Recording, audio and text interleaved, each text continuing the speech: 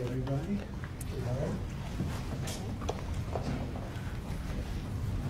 How are you? It's nice to see you. Nice to see you.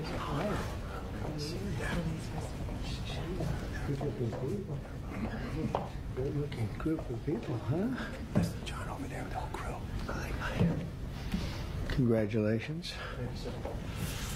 Well, thank you very much, everybody. This is a very important day.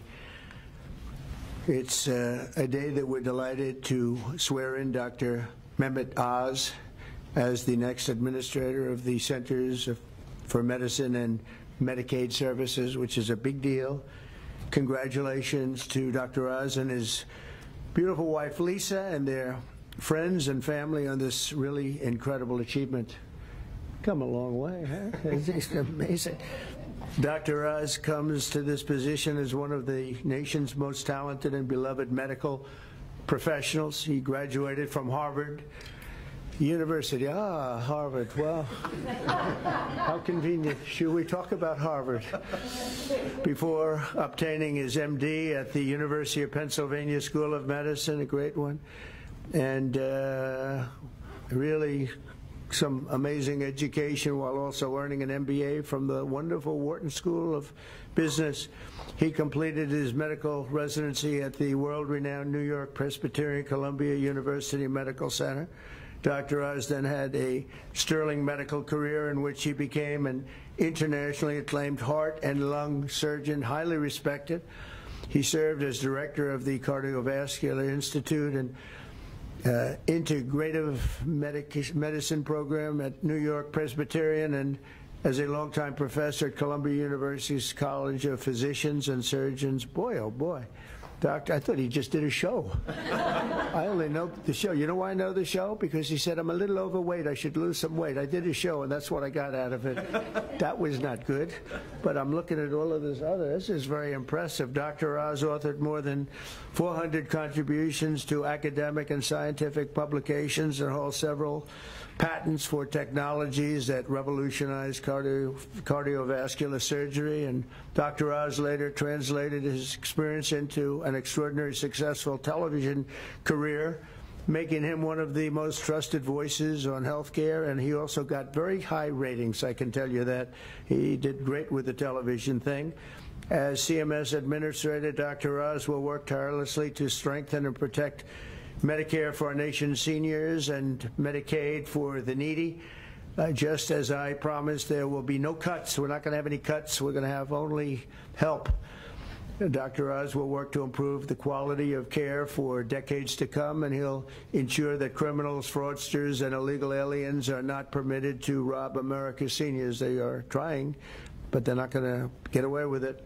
He will also work alongside Secretary of Health and Human Services Robert F. Kennedy, Jr. I've heard of him. He's a pretty famous guy. He's doing a great job, too, to address the crisis of chronic illness and to make America healthy again. So I want to just thank Dr. Oz, and because this is a big commitment he's making. He has a lot of options, and this is a big, big commitment. And I want to congratulate you and your family on really an amazing life, and I think this is going to be by far the most important part of an already incredible life. So thank you very much. God bless you, my friend. Thank you very much. Take care of yourself. Congratulations. It's amazing. Congratulations. Wow. What a job, huh? Are you ready, Bobby? I sure am. Let's do it. You put your hand on the Bible, your left hand, and raise your right hand. And repeat after me. I, Mehmet Oz, do solemnly swear. I, Mehmet Oz, do solemnly swear. That I will support and defend the Constitution of the United States. That I will support and defend the Constitution of the United States. Against all enemies, foreign and domestic. Against all enemies, foreign and domestic. That I will bear true faith and allegiance to the same. That I will bear true faith and allegiance to the same. That I take this obligation freely. That I take this obligation freely. Without any mental reservation. Without any mental reservation. Or purpose of evasion. Or purpose of evasion. And that I will well and faithfully. And that I will well and faithfully. Discharge the duties of the office on which I am about to enter. Discharge the duties of the office upon I'm about to enter. So help me God. So help me God. God bless you. Congratulations. Thank you, brother.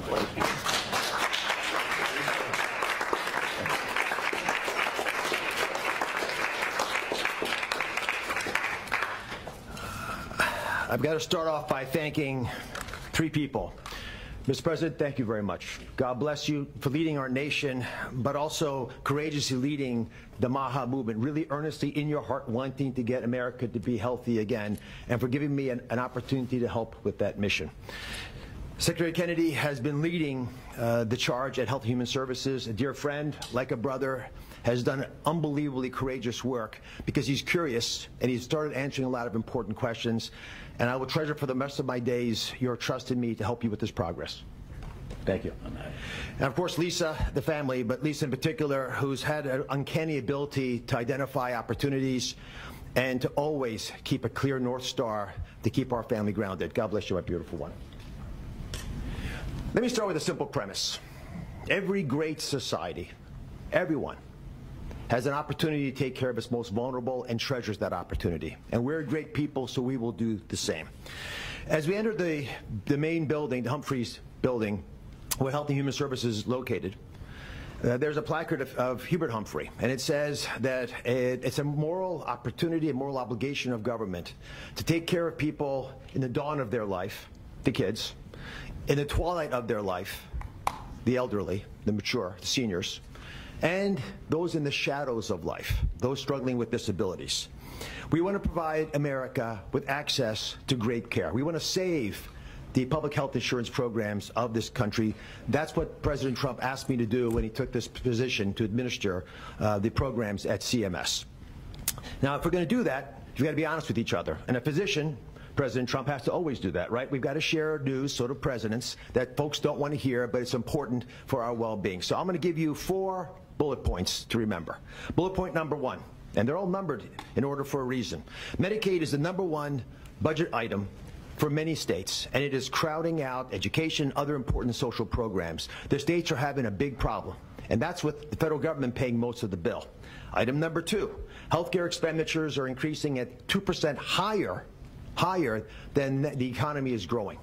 And because of that, we spend more than 2 times per person on health care than any other country on the planet, and we're not getting value for that.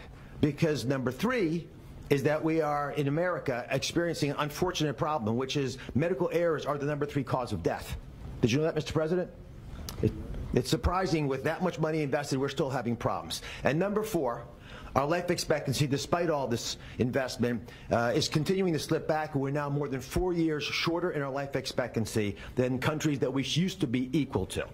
But I am optimistic. Why? Because we control our destiny. Because at its very core, we have a generational opportunity, a unique ability to save the healthcare system because we control all the big pieces. America is too great for small dreams. So I've got some big ideas that I'd like to share that we've worked through with my staff who are cordoned off over there, and there's a lot of us. We've got almost more than 6,000 people at CMS working on this and 40,000 contractors helping. So we've got a lot of people. What are we going to do? First, we're going to reduce chronic disease. How do you do that? 70% of the healthcare expenditures of this country are driven by chronic disease. And it is your patriotic duty, I'll say it again, the patriotic duty of all Americans to take care of themselves, because it's important for serving in the military, but it's also important because healthy people don't consume healthcare resources. The best way to reduce drug spending is to use less drugs because you don't need them because you're healthy. And it feels a lot better as well. The President and Secretary Kennedy have been pushing the MAHA agenda because it makes it easier for people to do the right thing, especially the mothers of this great land, because they're the ones who really get caught with this responsibility. They're the ones deciding for their kids. They're the ones we want to empower. And curiosity, which is the key word here, truly asking questions you want the answers to, will allow the MAHA movement to thrive. The next big thing we want to focus on is modernizing Medicare and Medicaid. That's how Americans will get the care that they want, need, and deserve. Need to empower patients and providers, both. The doctors and the patients both have to be equipped with better tools. And the President is showing that he actually does love and cherish Medicare with all these executive orders, like the one on transparency, sir, that really helps us by making sure people are equipped with information. So you shine a light in the dark shadows where so much of the problems happen with the healthcare system. And remember, the most expensive care is bad quality care. That's what we want to stamp out. And finally, we want to crush fraud, waste, and abuse. This is stunning to me. And I've got a message for all the bad guys from me, the Secretary, and the President. We are going to stop people from stealing from our most vulnerable, from stealing with the taxpayers of America, or honestly trying to support these programs. And we're going to be able to do it in quite a few ways. We are coming for you. And I'll give you a couple examples. Mr. President, these are ones that you may want to use in some of your future conversations. Almost 250,000 people, American citizens, were fraudulently enrolled without their knowledge in exchange programs by brokers who were unscrupulous, stealing from the U.S. government by pretending these people were on programs they never told them about. Tens of millions of dollars, Mr. President, are being spent on illegal immigrants receiving Medicaid in California, and they're pushing the bill to us. Should we stop that? I think so. That will not continue. We're spending about $1 billion on Medicaid programs for dual state eligible patients, which means you live in one state, but the system thinks you're in another state, and maybe a third state, and we're paying all 3 states for services you're not getting because you don't live in 3 states all at once. And finally, and this one really bothers me, there are states who are using Medicaid dollars for people who are vulnerable are being used for non-medical purposes. For example, public labor unions are getting child care through some of this money. That doesn't make sense to me. Housekeeping, I wish I could get that for my home. There's a big problem with student loan repayments taking place with Medicaid dollars. That's not where it should be used. And we are paying for DEI programs. I could go on, but these are all programs, Mr. President, that we have created a war room at CMS to go after, to catch the fraud in real time before the money leaves the federal coffers, so we have the money to reinvest in health care to make it even stronger than it's been before. Together, we're going to make the care better.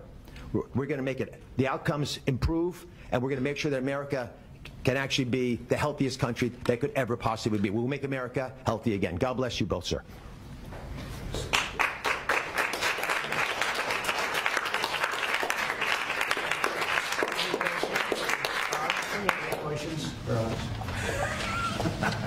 Okay. Mr. President, Secretary Rubio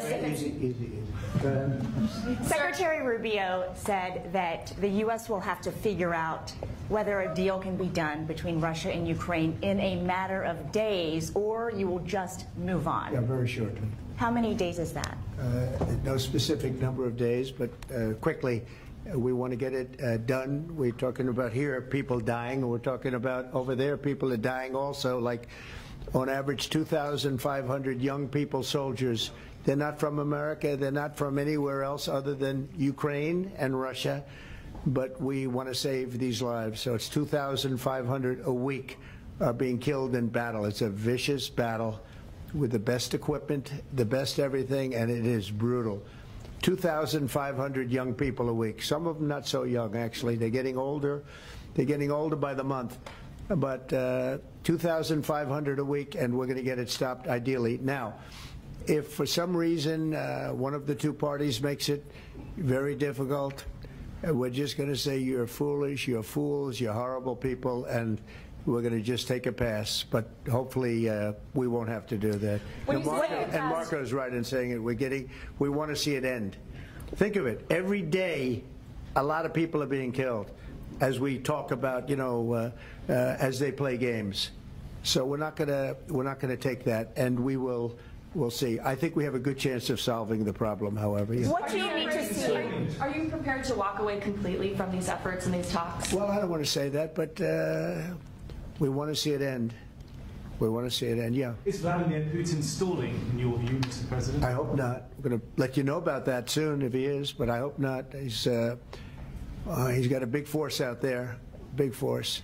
It's a war that should have never happened. It would have never happened if I was president. That's a war, and it didn't happen for 4 years. That's a war that should have never happened. October 7th, Israel would have never happened. Iran was broke. And now we'll see what happens with Iran. We have a lot of them out there. We have a lot of things that we're working on right now that shouldn't have happened. None of it. Ukraine would have never happened with Russia. October 7th would have never happened, so you wouldn't have had all the problems in the Middle East. The Afghanistan embarrassment, probably the most embarrassing day in the history of our country, would have never happened. Inflation would have never happened. By the way, prices are down. Groceries are down. Eggs, which you hit me so hard, I'll never forget the first week in office, they were screaming at me about eggs. I said, what's going on with eggs? They were doubling and tripling. I said, I just got here. They were up like double, triple, and you couldn't get any. They said, you won't have eggs for Easter. Well, You can have all the eggs you want. I'll tell you, Brooke Rollins, Secretary of Agriculture, did a great job. And the egg prices are down 87%. But nobody talks about that. You can have all the eggs you want. We have too many eggs. In fact, if anything, the prices are getting too low. Sir, what do you... So I just want to let you know, prices are down. Gasoline yesterday in 3 states hit $1.98 a gallon. And it looks like it's at a level that it hasn't seen since my days, my 4 years. So it's about I'd say maybe... I think we're going to be averaging $2.25 very soon. So I just want to let you know, though, because I keep hearing about prices and inflation. Prices are coming down, not going up. Only the fake news says they're going up. The only thing that's even are interest rates. And if we had a Fed chairman that understood what he was doing, interest rates would be coming down too. He should bring them down. Yeah, please. Mr. President, what do you need to see from both sides in order to keep negotiations going? What do you want to see from Russia and Ukraine? I have to see. My whole life has been one big negotiation, and I know when people are playing us, and I know when they're not, and I have to see an enthusiasm to want to end it. And I think I see that enthusiasm. I think I see it from both sides. Do you think Russia's But you're playing going to know soon. Do you think Russia's playing you? No, nobody's playing me. I'm trying to help. You know, this was Biden's war. By the way, by me getting involved, you know, they'll say, oh, it's Trump. This is not Trump's war. This is Biden. This is a war that should have never happened. Okay? Think of it. Those cities are crushed and crashed, and all those beautiful steeples, the most beautiful in the world, actually considered the most beautiful in the world, most of them are now smashed to smithereens, as they say, and lying on the ground in a million pieces. Those towns are crushed, the whole place. It's so horrible. And millions of people are dead, far more than you think. That's one thing you're going to get out of this war. You're going to find out that your estimates are far lower than, it's far worse than people think. Nobody's playing anybody. We are going to see if we can get it done. I think we have a really good chance of getting it done, and it's coming to a head right now. Mr. President, would you Ukraine militarily? If you do decide to move on or take a pass, Mr. President, would you then continue to support Ukraine militarily? Well, I'm not going to say that because I think we're going to get it done. Mr. President,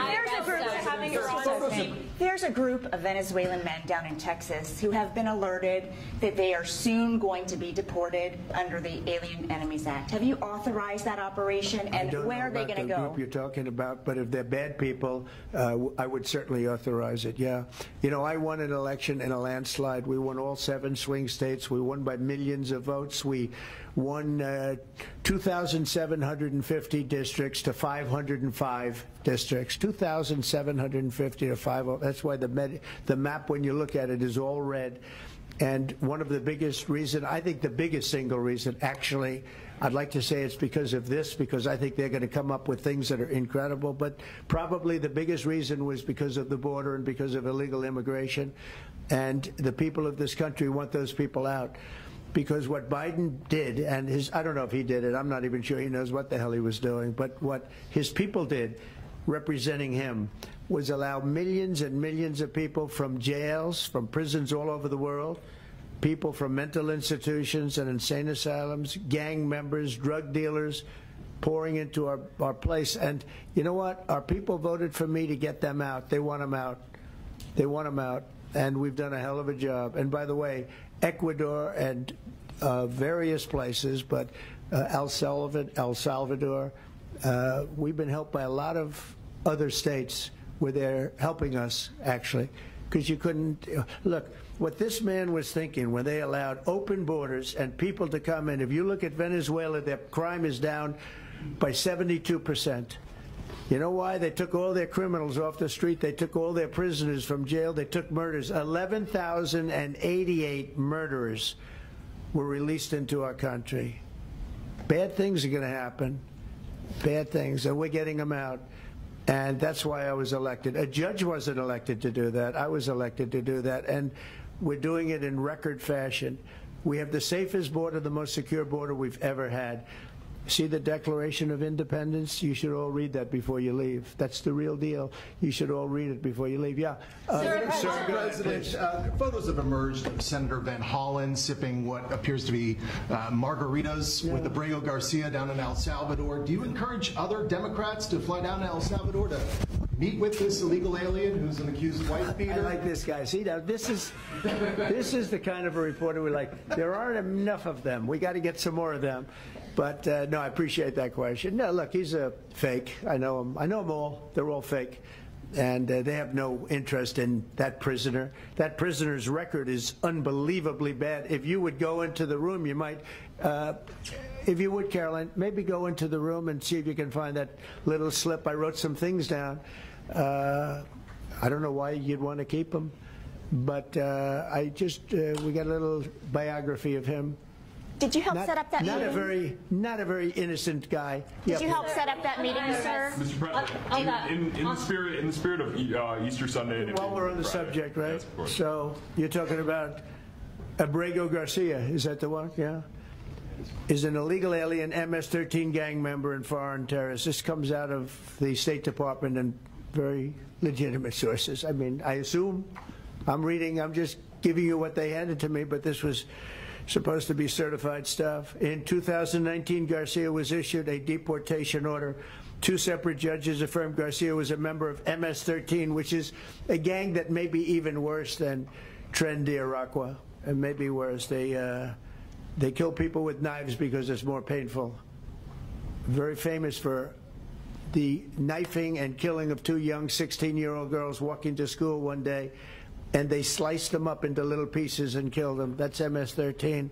And 2 separate judges affirmed Garcia was a member of MS-13. When Garcia was originally arrested, he was wearing a sweatshirt with rolls of money pouring out, an MS-13 gang symbol that he was driving with 2 other known violent MS-13 gang members, 2 of the most violent members that we know of in the MS-13 gang of thugs. In 2022, Garcia was stopped by the Tennessee Highway Patrol and was found to be transporting 7 people from Texas to Maryland, and he had no driver's license. He was driving violently. In 2020 and 2021, Garcia's wife filed for a protective order from him and said he was violent and abusive and really scary, including allegations that he punched and scratched her on the eye, left her bleeding after throwing her laptop on the floor at her, ripped her shirt, and ripped off her shorts. He then grabbed her arm, leaving very severe marks. Garcia's wife also wrote in court, "At this point, I am afraid to be close to him. I just don't want to be close. I have multiple photos and videos how violent he can be and all of the bruises that he's left on me." She just couldn't get anywhere near him. This is the man that the Democrats are wanting us to fly back from El Salvador to be a happily ensconced member of the USA family. Isn't it a shame? And by the way, I've been hit pretty hard by fake shows, fake news, MSDNC in particular, where they talk about how evil I am, that this man would be thrown out of our country. This man is according to certified statements that we get, is a very violent person. And they want this man to be brought back into our country where he can be free and to stay as a happily Maryland, they call him the Maryland man. He's a Maryland father. No, this is a violent person. Who they don't talk about is that wonderful angel mom who lost her daughter, who had 5 beautiful children, and she was killed violently. And, she spoke, and she spoke unbelievably. I saw it. And the fake news didn't pick it up. She spoke. She was in tears. She's devastated. Her life is, essentially, she's told me her life is like over. But there was I think no stories. Isn't that true? No stories. Yes, 0 stories. It was the most emotional thing. Everybody that watched it, they couldn't believe it. The fake news refused to put it up.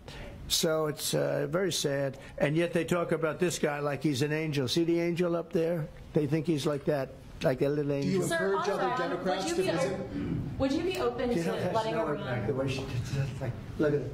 No impact. It's just like unbalanced. Would you do that? Well, go ahead. What I would Sir, do. on Iran, would you be open to letting Iran keep some kind of civil nuclear program? No or would impact the entire whatsoever. program need to be dismantled? I'm for stopping Iran, very simply, from having a nuclear weapon. They can't have a nuclear weapon. So the I entire want program Iran dismantled? to be great and prosperous and terrific. I stopped them once they were broke and they didn't have any money for Hamas. They didn't have any money for Hezbollah. There wouldn't have been an October 7th disaster. They were broke. They had no money, and they weren't spending it to terrorist organizations because they had none. When Biden came in, he took all the sanctions off. China wasn't allowed to buy. I said, if you buy, because they're the biggest customer, I said, you buy 1 barrel of oil, just 1 barrel of oil from Iran, and you can't do business in the United States. And by the way, we have nice conversations going with China just to intercede. You know, it's like really very good. But with Iran, they can't have a nuclear weapon, and if they have a nuclear weapon, you'll all be very unhappy. You'll all be very unhappy because your life. Who is leading those trade talks? Will be in great danger. Yeah. President. Yeah. Press out. Press out. Everybody out. Thank you, press. Get out right now. Okay, she's okay. Thank you, press. Please.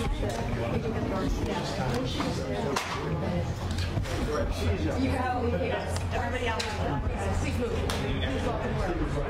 No photos.